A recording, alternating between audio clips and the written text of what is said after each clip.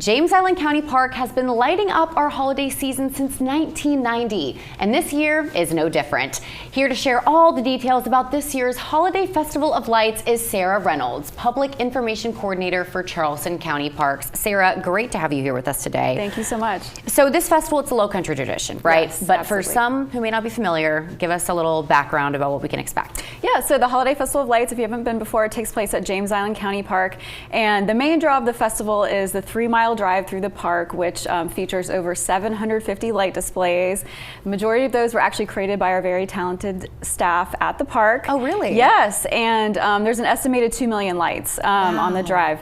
And then there are places that you can park the car and get out and see more attractions as well. And we'll get into the attractions in a minute, but something that stuck out to me whenever I go, the fact that they're light displays, that's very different. You don't see that when you go to these other drive-in lights. So tell me the story behind that, because it's interesting. Yeah, so the Holiday Festival of Lights debuted in 1990, which many of you may know. That was the year after Hurricane Hugo hit Charleston. Hurricane Hugo devastated James Island County Park as well, and it lost a lot of the trees there. And so they were always planning to have a lights festival that first year that they opened. But what they ended up having to do was purchase light displays. So they're rebar wrapped with lights, and so that was the first Festival of Lights featured 18 light displays. And then after that point in time, our staff actually figured out, we had an electrician and a welder, they figured out how to build their own light displays. So that's why there's many very unique light displays at this event. So there's like the Ravenel Bridge, Rainbow Row, the Pineapple Fountain, some things you won't see anywhere else because they were designed by our staff at the park. It started at 18 and now it's at almost more than 750. Yes. Wow, yes. how incredible. And now back to the attractions. Obviously the lights are the main draw, but there's so many other things going on. Yes, so yeah, you can park the car, get out. We have a festival train that takes you through some areas that you don't see from your car. That's one of my favorite things to do there. It takes you by the lake. There's also a carousel. We have a climbing wall out there. There are gift shops with some great things. I got these earrings there last year. Those are so cute. Thank you.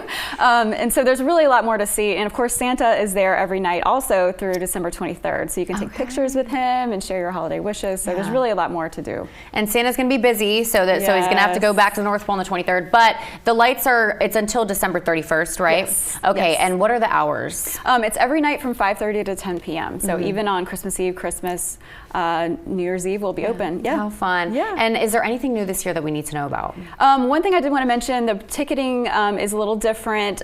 We started this last year, so if you haven't been in a few years. It's per vehicle, and the prices are going to range from $15 to $40 per vehicle, but of up to 15 people, so you can split the cost, bring family and friends with you.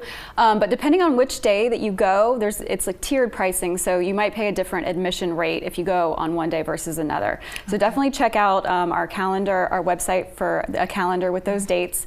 And if you go on certain dates, which we're calling green nights, you're probably going to experience lower traffic and wait time. So that's a great tip as well. Okay, so our green night's going to be also lower ticket prices as well? Yes, the green nights are the lower ticket prices and the less traffic. So definitely recommend going on one of those nights if you can. Wonderful. And there are a few events happening on special nights. What are some of those?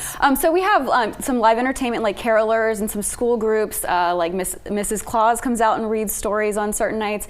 You can find a calendar of all that on our website as well if you want to check out some other entertainment while you're out there. Perfect. HolidayFestivalOfLights.com is where you can go. And I can't wait. It's always such a special experience every year. So thank you for being here with us, Sarah. Thank you for having me. We're back in 2 minutes.